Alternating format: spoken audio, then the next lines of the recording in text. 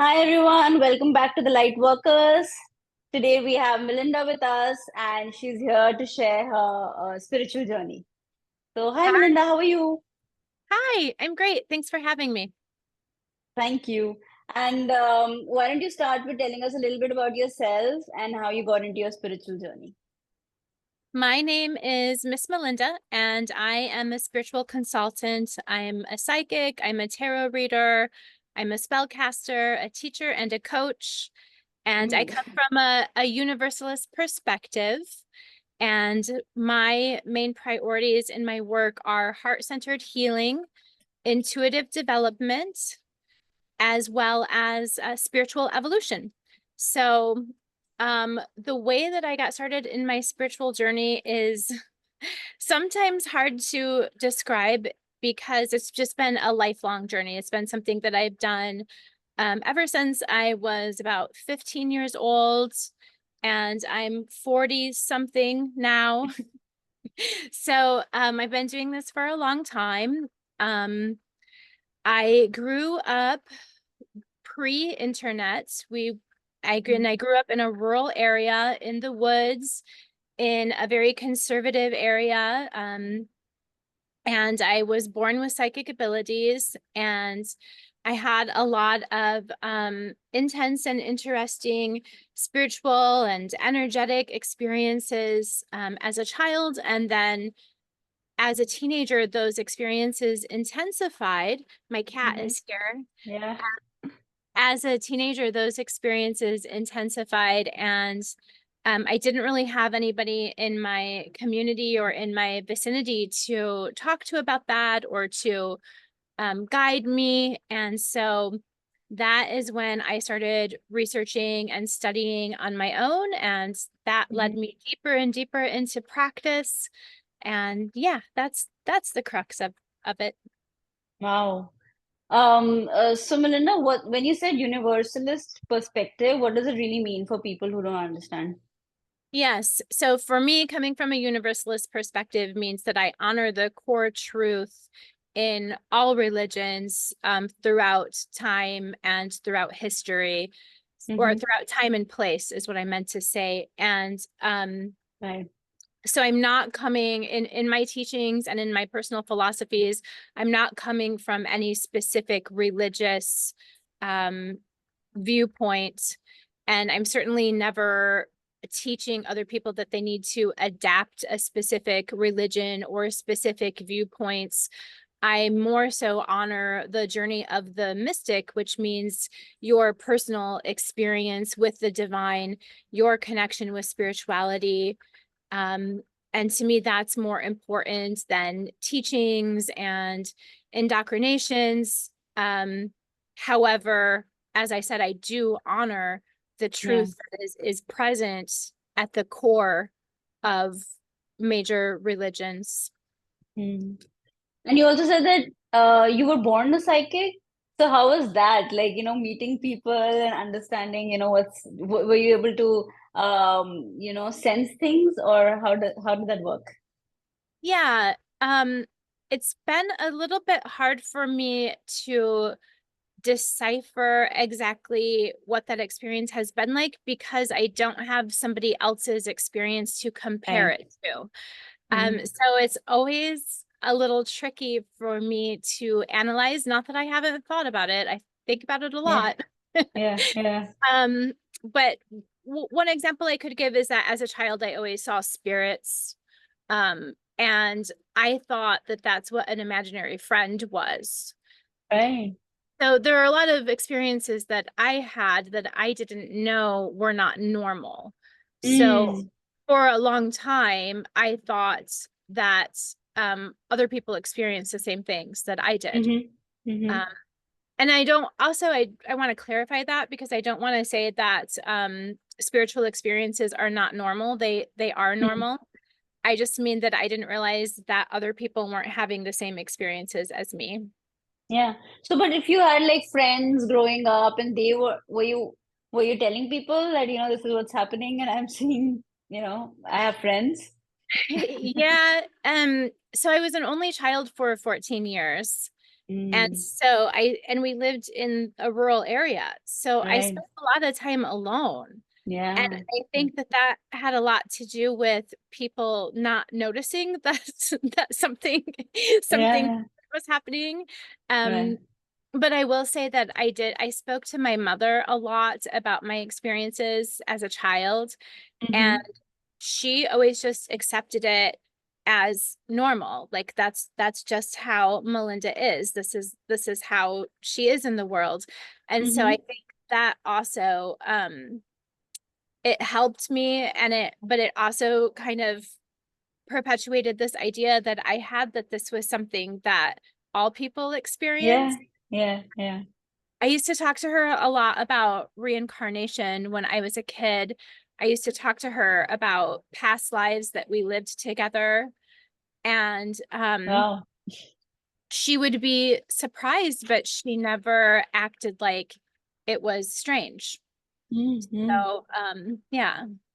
But I'm so glad that we're talking about it because I'm sure, there are people out there who go through this, and if they probably listen to this, they can feel, Yeah.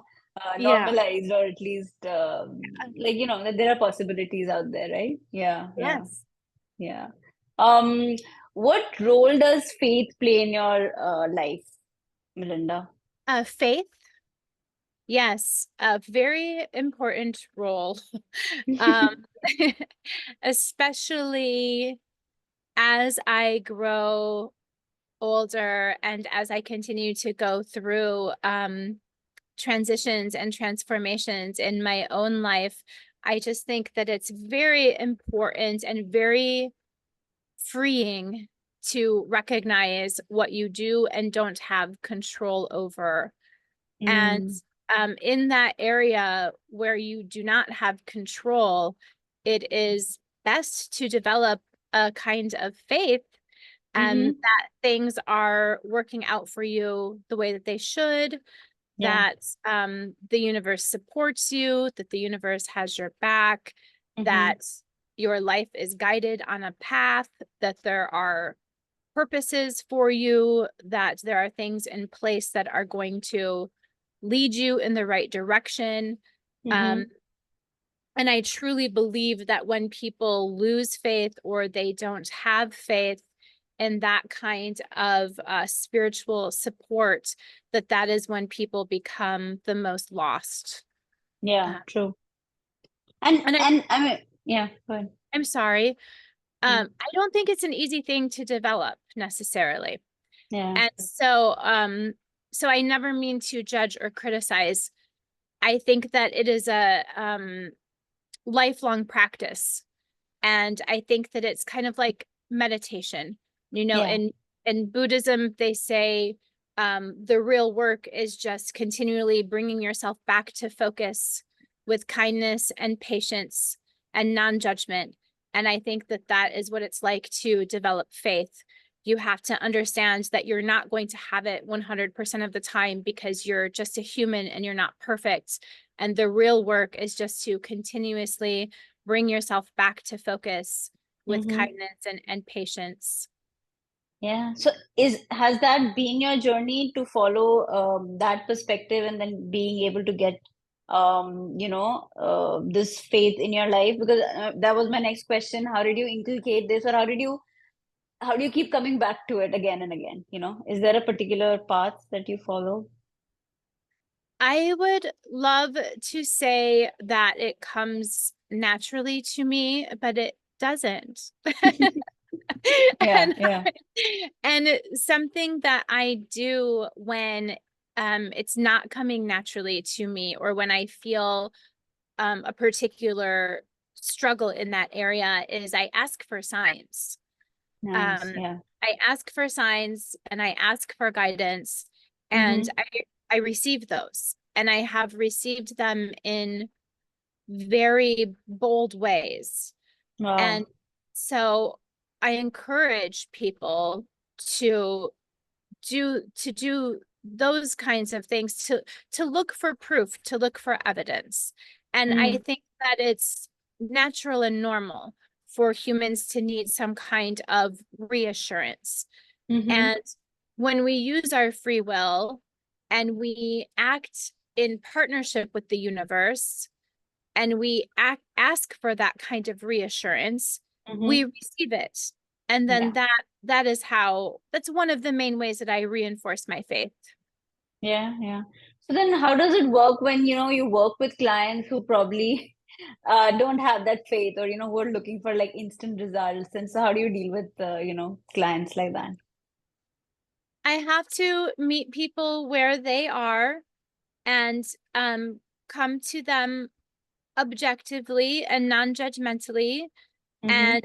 And the most important thing that I can do is step aside Mm-hmm. and allow the universe to work through me Mm-hmm. and to not allow my personal perspective and my personal experiences to influence the way that I guide other people. So it's Mm-hmm. really important for me not to let judgment and not to let bias and not to let subjectivity come into play, Mm-hmm. because ultimately I'm not the one who has the answers. I'm the one who is I'm a channel. I'm Right. allowing that guidance to come through me. Mm-hmm. Um, so yeah, I'm not sure if that answered your question. Yeah, it does kind of, yeah. But then, I was just thinking about another thing that you said earlier about patience. So is there I mean, I guess there is a thin line between being passive and then also letting go, right? When you're patient with clients, or generally with when you're working in the spiritual world. So can you tell me how you maintain a balance between the two? A balance between letting go Like, and and then also, being patient being absolutely passive, or is it, actually waiting for something that, you're cultivating? do you mean when I'm guiding other people Or in even in your own journey, spiritual journey, when we are patient about manifesting something. So what does it really mean, and how do we get to that stage where we're not we're not absolutely letting, I mean, we're not absolutely, how do I put it, being passive, or like, like misusing patience, basically. That's what I mean. Does that make sense? yeah, right. So when you talk about that, I think about the concept of surrender, right? Mm, And a lot of people get really uncomfortable when you talk about surrendering. yeah, Um, and people feel that this means that you are not engaging with your free will, and that you're not actively working to make your life what you want it to be. right. But um, it is a delicate balancing act. And I think that viewing yourself in partnership with the universe means that you know what your roles and responsibilities are, and you Mm-hmm. know what the roles and responsibilities are outside of yourself. So it, Mm-hmm. it all comes back to understanding what you're in control of and what you're not in control of.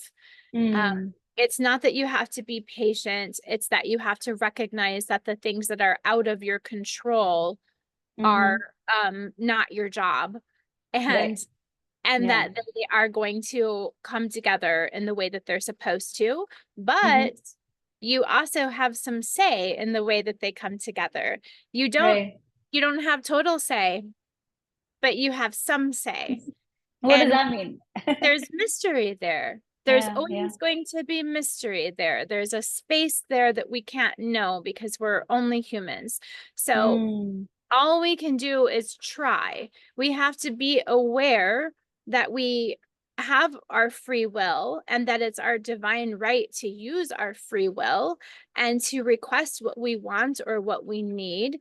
And then mm-hmm. always leave room for surprises and Yeah. always leave room for mystery and always accept the mystery. Um, Mm, and the reason that I think that there's that um, tension and balance there mm, is because some things are fated and some things are not. mm. What does that mean? I believe from my experience and from the work that I've done with clients all these years, um, what I believe is that there are different areas of life where we have free will and where we have fate. So Mm. I think that there are some areas that are predestined. They're already set in stone. And then there are some areas that are completely open. And then Mm. there's a third area where we've agreed to learn certain lessons or have certain experiences, but Mm-hmm. we still get to choose how we do that. So, in my opinion, from the evidence I've seen and from my personal experience, I think that there are different ways that fate and free will play a role in our lives. Wow.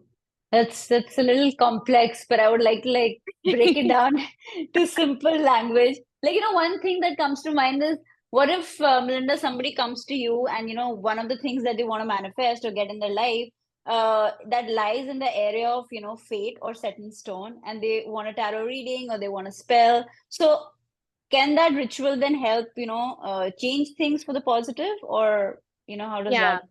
Yes. So it works very differently. In a reading, it would work very differently than it would in spell work. Oh, So okay. the way that I love to talk about it and think about it in spell work is that we are acting as a arm of the universe. We are acting out the will of the universe, and Mm, that we wouldn't be doing it unless we were supposed to be doing it. And mm, that the spell will help because it's what we're supposed to be doing.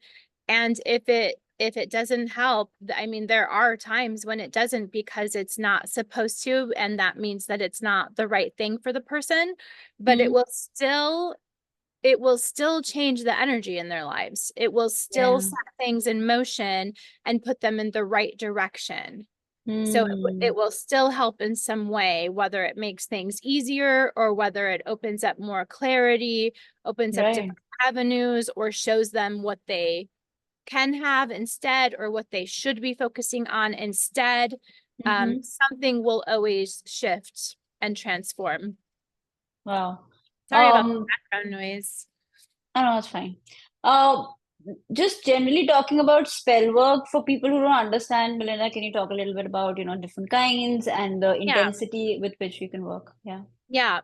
And would you like me to follow up on the topic of free will versus destiny in the concept of readings? Yeah, yeah, yeah. Maybe you can start there. Yeah. Yeah. So in a reading, if a client still has free will, or an individual still has free will, meaning that the outcome is not already destined or already set in stone, then Right. what will happen is we will instead receive the guidance that will help them get to that goal that they're seeking or get to that end result that they're Mm, seeking. yes. And if something is already destined or is already even in motion, whether or not it's been predestined, but perhaps Mm, it's already in motion underneath the everyday layer of yeah. life, like energetically it's already in motion, then we'll be able to see the outcome. Okay. But from my perspective, readings are not best used to make predictions. They're best used for Yeah. spiritual guidance. Yeah. Yeah. Got it. And then, yeah, for people who don't understand what is spell work, is it only candle work or is it more than that? Because people just keep asking a lot of questions around that. Yeah. Yeah, it's a big, big topic, and I have to try to keep myself focused because there are so many different areas that I could go into with that. But um, the simplest explanation I think I can give is that when you are making magic, you are using you're interacting with the universe, and you are using energy to bring into motion an end result. Right. So you're using your free will and you're using energy, and it's really tricky because because different people practice magic in different ways, Yeah, yeah, yeah. right? Mm. So for me, the way that I practice magic is a little bit different than the way that other people do. And Mm-hmm. I actually, the way that I view it and the way that I experience it is that I channel universal energy. I call it divine universal energy. It's Mm-hmm. source Yeah. energy, right? I channel that through my body and into the candles, into the tools that I'm using. And I work in partnership with the universe on behalf of my clients. And Mm-hmm. so a lot of it has to do with um, the way that you can work with energy and the way that you can direct energy. Mm-hmm. And you can do that without tools. You can do Yeah. it with tools. You can do it in conjunction with nature. You can do it in conjunction with candles. You can do it in conjunction with anything or nothing. Yeah, yeah, yeah. So, So I, and yeah. it's a practice rather than a Mm. belief. So you can also combine it with any spiritual or religious belief, right? Mm. Because it's a practice, it's not a religion, Right, right. right? And so then when you channel the energy, Melinda, do you also then work as a medium, like with spirits? I do, but not specifically when I'm casting spells. Not with spells, like separately. But then, so if you were growing up, like, looking or just seeing spirits, and now somebody as a client comes in, and they bring in some trauma, right? So I've had a lot of questions around, spirit work or generally mediumship is very scary. So how do you protect yourself? And, like for people out there who don't have a clue about what it is and they just get scared, like, how do you explain all of this to them? First of all, I don't like to perpetuate fear, but I would be irresponsible if I said that there's no danger involved, because there can be danger involved. And Yes. it is really important to know how to protect yourself.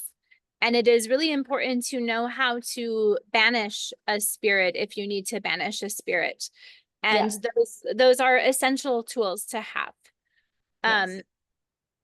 the way that I protect myself is the way that I do everything, which is by asking the divine universe to surround me with protection and to also fortify all of my energy with protection. And that means the energy inside my body as well as the energy surrounding my body. Mm-hmm. So this also, the foundational crux of this is also energy work, knowing Right. how to channel and direct energy. So that's Mm-hmm. what I use. And then it's very important to set a clear intention. So if Mm. I'm opening myself up to that kind of mediumship, then I am setting the clear intention that I'm speaking to benevolent spirits, Yeah. and that I'm speaking to spirits who are concerned with whatever it is that I need guidance for. It may be spiritual evolution, but that's only if you're looking for spiritual guidance. If you Right. need practical guidance, then Mm-hmm. you may need to speak to a different kind of spirit. But um, Right. they need, I come from a spiritualist perspective when not in everything that I do, but the mediumship style that I have practiced comes from a spiritualist perspective. Mm. And so the spirits that I would be speaking to for my personal benefit would be those that are in my spiritual frame. Right. So my spirit family, the Mm-hmm. guides that are with me all the time, or benevolent ancestors, guardian spirits, things of that nature. Yeah. Yeah. Of course, spirits do come through on behalf of clients, And sometimes that's spontaneous. Sometimes I don't Mm. know that that's going to be happening. Mm-hmm. Um, and that's okay. Yeah, yeah. So then, Melinda, can everyone who comes to you be helped in any different ways, spiritual, modalities that you follow in some way? If they want to be helped, they can. Okay. So if they have the intention, whatever the issue is, it can find a solution. And is there a reason also that they come to you, right? Maybe a solution is created. Mm. I believe so. I believe that the way it works for anybody is that your authentic vibration is attracting the clients that are meant to be aligned with you. So I Mm. believe that the clients that are coming to me are aligned with me for a purpose, and Mm-hmm. that there is a synergy between us that is meant to happen and that is beneficial. I believe that the clients that come to me can be helped by me, and that they're Yeah, coming to me because they can be helped by me. yeah, yeah. And then do you have clients who are maybe addicted to drama or suffering? And how do you deal with that? I mean, I'm still dealing with the own areas of myself that are Yeah, addicted to things like stress or anxiety or yeah. suffering or pain. And I Mm-hmm. think we all have that to a certain extent. Yeah. Um, but yes, I do have clients like this. And sometimes I can't, sometimes there's nothing that I can do about that. Sometimes that's their journey, and I have to know what I can control and what I can't control, and I have to respect that. Mm-hmm. And Mm-hmm. sometimes they want more guidance from me, and sometimes they want less guidance from me. And sometimes I have to tell them what my limitations are Yeah, and yeah. what the limitations are of the work that I can do. And Mm-hmm. sometimes I have to walk them through the changes that would be beneficial for them to think about in their lives if they want to Mm-hmm. have the outcome that they're seeking. Yeah, And yeah. sometimes they're not receptive to that. Mm-hmm. And then sometimes they come back years later, sometimes years, and say, now I understand. And thank you so much for being honest with me. And thank you Mm-hmm. for setting me in the right direction. Many people come back 4 or 5 more years later and say, I didn't understand at the time, but now And I understand. And I'm so grateful to you for being honest with me. So that's very rewarding. yeah, yeah. And so then when you said, Melinda, that there are certain aspects that we are all working on, right? Like there's drama, this and that. So what happens when people who have similar issues to you show up? And then how do you work around that? That is a very interesting and valid question, because you will definitely get clients showing up with the same issues that you have.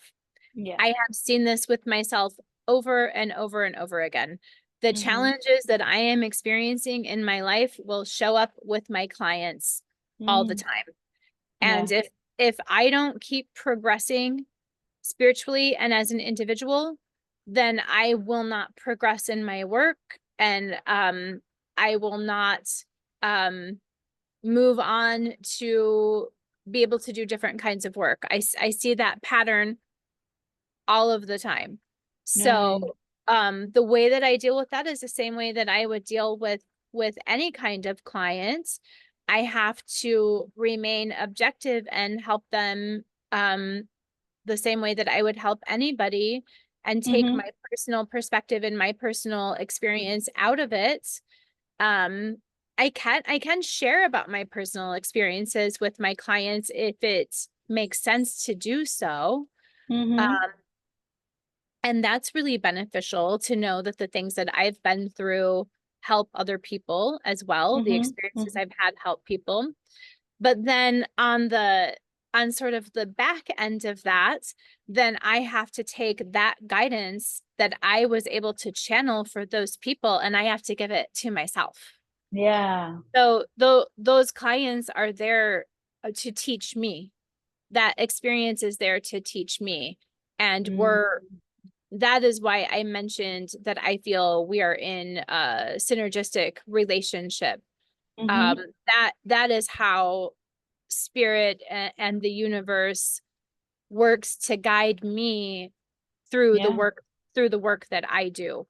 And Yeah. really, that's really a very literal way of seeing yourself in other people, and Yeah. seeing other people in yourself, right? And Like, yourself. yeah, A reflection. Yeah. Yeah. reflection. Yeah. But I think this question or general conversation that we are having is helping us debunk that idea of, how they say, or many of my clients also tell me that when you're spiritually coaching someone, right, and you talk about a topic like, for example, money, right, and you yourself, as a coach are struggling with, say, money issues, and then you are coaching someone about that, right? So then Yeah, a coach starts questioning themselves, like, am I an imposter? What am I doing? I'm not able to do it myself. So does that happen? And then spiritually speaking, I mean, I totally get your point that we are here to learn, and what we're channeling is something we should also apply on ourselves. But when a person starts feeling, like a charlatan, where is, like, have you experienced that or not? Or like, what are your yeah. views on that? Yeah. Yeah, and when I was first starting out as a professional spiritual worker, I would have said, and I did say all the time, that you should not seek a teacher or a coach or a spellcaster or whatever the case may be, who does not have their own lives figured out, or who does not demonstrate some sort of real world evidence of their expertise. But Mm-hmm. as I have grown and changed, and as I have been through more challenges, I no longer believe that that is true, because Mm. we are learning when we are teaching. And Right. you do not have to be a perfect person in order to help other people. And Yeah. I feel like that is really a concept that is tied up in this idea that um, a spiritual worker of any sort is supposed to be somehow above Yeah. humanity. We're not. We're humans. Yeah. We're going to continue to go through human challenges, and Mm-hmm. um, sometimes maybe even more than other Oh, people do. yeah. That's what people don't understand. Like, Yeah. sometimes we're going to be tested more, or our lives are going to be much more challenging than other people's, not because of the work that we do, but we do the work that we do because of that. And Yeah. like, I had a very challenging childhood and a very challenging youth, and I've been through a lot of very serious trauma. And Mm. I think that, I don't have all of those answers, but I think that a lot of people who do the kind of work that I do have similar experiences. Yeah. And so there's something to that, because you alchemize those Mm-hmm. experiences and you turn it into healing for yourself and then for other people. And Yeah. sometimes that healing works together. Yeah, yeah. Yeah, like once somebody told me, one of my mentors, that, when I was going through a lot of struggle in my own life, and I was like, there's so much healing, and there's this and that, but still, I'm going through this suffering. And then she said that, if the, you will be taken to darker spaces, because just to spread the light, right? So, yeah, so it totally resonates with me. I mean, what you're saying. Ooh, I mean, I yeah. I do also believe, though, that you can't get too attached to that idea, because I do also believe in the power to ask for easier lessons and easier Yes. experiences and an easier life, right? Yes. So Yeah. that's Yeah. another, that's it's Yeah. always a Because, spiritual balancing act. yeah. And then you're also calling out that victimhood mentality that healers themselves then have, right? Yeah. Apart from the clients or who come to us. Interesting. Yeah. So then going through, whatever it is, and then working with people, Melinda, do you have a grounding or a centering ritual or process that you follow? And like, is there something that you can share with people to stay on that path and be grounded? Yes. My practices these days are very, very simple and are things that you can do in your everyday life at any time when you need them. Mm-hmm. And I used to be so convinced that things needed to be so complex and that you needed to put so much work into your spiritual and energetic maintenance, and that you Yeah. needed to spend, anywhere from 20 minutes to a couple of hours every day on doing things like cleansing your chakras and meditating and protecting yourself energetically. And what I would most like people to know at this phase in my life is that these things can be incredibly simple, and you can do them when you're in your car or when you're in your shower or when you have a few moments in between a meeting. But Mm-hmm. you have to learn the foundational energetic techniques, and you Mm-hmm. have to be practiced in those foundational energetic techniques. And then once you're practiced, you can create a shift within yourself, within 30 seconds to a couple of minutes. Mm-hmm. Um, so, but really, I mean, as far as grounding, you can just go outside. Mm. You can just go outside and be present. If you have the ability to be in nature, and even if you don't, even if you're in a city, even if you're able to look up at some trees or feel the light on your face or feel the wind on your skin, that can be incredibly beneficial. For me as an individual, nature is a huge part of my um spiritual maintenance, and things like swimming or being in the sun Mm-hmm. are cleansing for me. That's a spiritual cleanse for me. Yeah. And grounding is, being near animals, being outside, being near the earth, looking at the moon, looking at the trees. Mm-hmm. And then, the other things that I do, the thing that I do most often these days is just simple breathing techniques Yeah. for centering, Mm-hmm. and very simple visualization and energetic practices. Mostly I channel energy through my crown chakra, and I create a pillar of light, or I don't create it, I allow it. I Mm-hmm. allow a pillar of light to center my entire being by coming down through my crown and out through my roots, and Mm-hmm. just allowing a pillar of light to run right in front of my spine and just bring me to center. And to me, the center is your heart. The center Right. is not here. The center is your heart.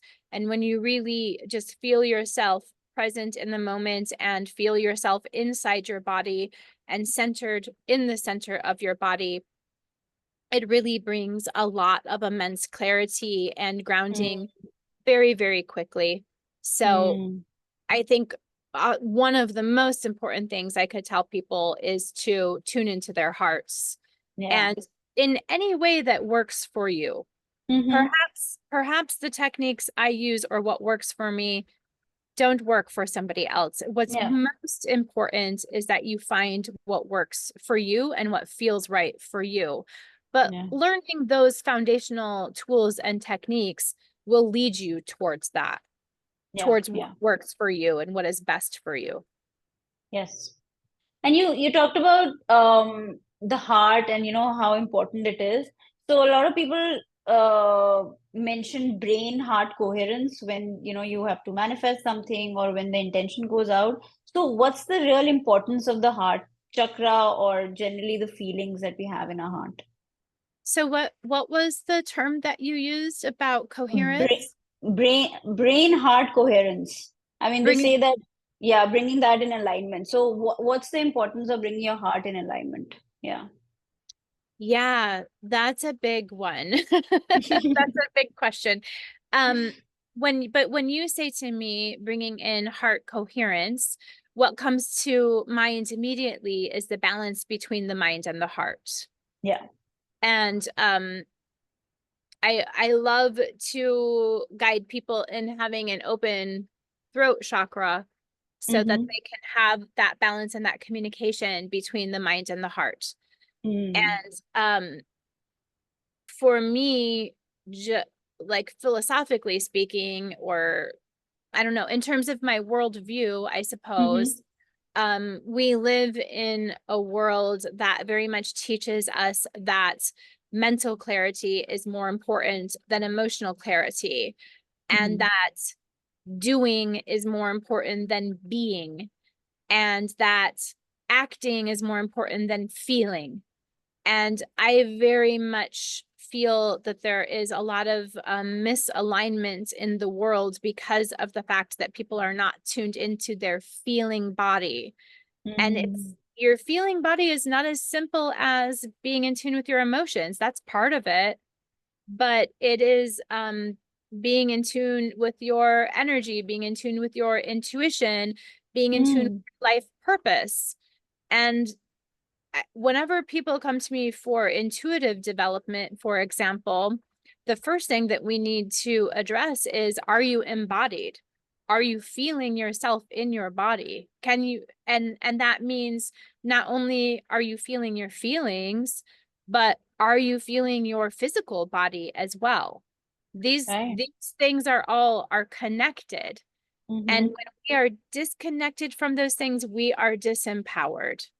Mm. And I very firmly believe that it is the root cause of a lot of problems in our world today, and Mm. that this one simple teaching could really heal the world. Yeah. If everybody were doing it, really, Yeah. this could heal the world. Wow.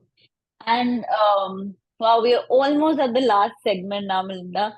The next question is about what motivates you as a person. So apart from being a healer or a spiritual, advisor, what else do you do and what else motivates you? What else do I do apart from those things? I try to practice being in the moment and experiencing joy and pleasure. Yes. I um try to practice honoring my feelings and what I need from myself and what I need from life. Mm-hmm. I'm in a huge transitional phase in my life, and Mm. I am in a big healing phase in my life. I've been through a lot of change, a lot of dramatic change in the last year. So, Mm. what I do on a day-to-day basis has a lot to do with taking care of myself and Right. being present with my feelings, and asking myself what I need, uh, Mm-hmm. and determining um, just day by day, moment and moment, how I'm going to alchemize those Yeah. things and how I'm continuing to grow. And if I'm allowing myself um, to embrace the mystery, and Yeah. if I'm remembering to have faith, Mm-hmm. and if I'm remembering that I'm a worthy human, even though I've been through serious challenges.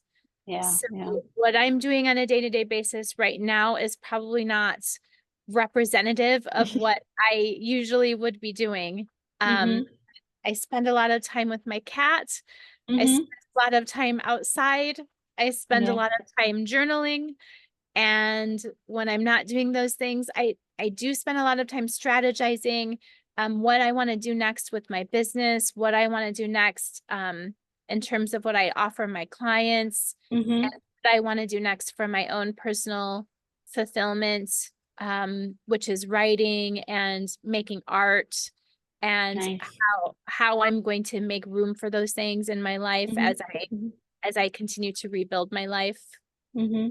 One thing that just comes to mind, Melinda, can you tell people what journaling is? Because a lot of people just use this term, and I don't even know if people understand what it means. Well, I think that there are actually a lot of different ways that you can journal. Mm. And I think that I think a lot of people are more regimented with it. And I think that there are a lot of specific strategies that you could use. But for me, I'm just writing to myself Yeah. about my feelings and my Mhm. thoughts. Mm. And I'm using that writing to bring myself more guidance and more clarity. I'm Yeah. using it to come to new conclusions. I am using it to circumvent circular thinking. I'm Mm. using it to circumvent obsessive thinking that could crop up during times of crisis. Mhm. I'm using it as a place to process my feelings and to Yeah. get more clarity. Mhm. Yeah. And That makes. one of the reasons that works for me is because I'm very inclined towards writing. Yeah. So Yeah. it doesn't work for everybody, right? Yeah. These practices are very individual, but I've always really loved writing. So journaling comes really naturally to me. Yeah. Yeah. Makes sense. And then, Melinda, the last question would be that, the show is all about hope and, giving people that understanding that there is a miracle that is possible through healing. So if you can share, some stories of transformation over the years that you've seen with clients, that would be wonderful. That's a big one. I always get stumped on questions like this for some reason. And Anything that you've sensed. I'm sure you've seen a lot. Yeah. it's interesting because a lot of people do come back to me many years later and tell me the transformations that they have experienced. But um, it always happens over time, you know? Mm-hmm. It's not something that happens overnight. Mm-hmm. Um, and I think the biggest miracle that I've seen is within myself. And to be honest, I've come from some very dark places. Um, I grew up with a lot of trauma. I experienced really severe abuse. Um, I I had drug addiction as a result of that. I Mm. had years of self-destructive behavior. I had years of not understanding my own spiritual gifts and not understanding my place in the world, Mm. and not understanding how to alchemize my pain, and not understanding that I even was worth anything, not understanding my own self-worth, not Mm. not understanding something as basic as my own self-worth, and not understanding that I had a purpose. And I feel that myself and my life is the biggest healing Wow. transformation that I have seen. Yeah. Yeah. And with all the work, Melinda, does it feel like, you know, sharing with other people once you've gone on that journey, or because I've seen a lot of people who go through stuff, they, choose the path and then they also serve. So is this something that happens out of, I guess, overwhelming healing that's happening within? Because I mean, that's what I also felt, and I've seen with a lot of the healers as well. I think so. I think so. And I also think that when you really learn to alchemize your own pain, that when you really learn to turn it into healing, then it becomes something that you are compelled to share with the world. Mm. And I Yeah. think combining that experience with the innate characteristics that I already had as a human, um, Mm. with the psychic abilities and with the spiritual connection that I've always had, I think that combination has really shaped my path in a profound Mhm. way. Um, Wow. and I think the path was always there. I just didn't see it as such. Hmm. Yeah. Wow. That's wonderful. Thank you so much, Melinda, for your time, for sharing your story, and just for inspiring everyone out here. Thank you so much. It's been such a pleasure. And Melinda, for those of for those people who want to get in touch with you, what's the best way to do that? MissMelinda.com, MISS Melinda.com. as well as Miss Melinda's metaphysicalservices.com. Yeah, yeah. I'll put all the information in our show notes. And yeah, once again, thank you so much. It was a pleasure. Thank you so much. Be well, be blessed. Bye. Bye.